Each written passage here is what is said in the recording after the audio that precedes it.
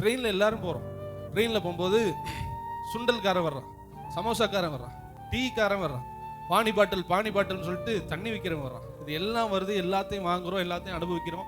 சில பேர்லாம் ஒவ்வொரு ஸ்டேஷன்லையும் என்ன கிடைச்சாலும் வாங்கி வாயில் போட்டு சாப்பிட்டுக்கிட்டே இருப்பாங்க.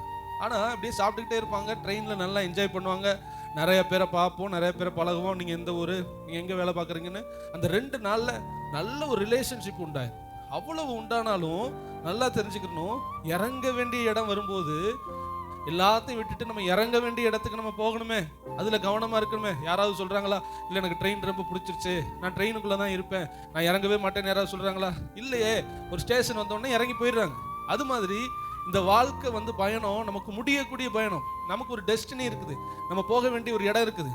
அந்த இடத்துக்கு சரியா போயிடணும். ஆனா ஒரு நாள் நம்ம மரிச்சு போவோம், நம்ம இறந்து போவோம். நம்ம எங்க போய் நிக்க போறோங்கிறதுல நீங்க கவனமா இருக்கணும். ஆண்டவர் அதை தான் சொல்றாரு.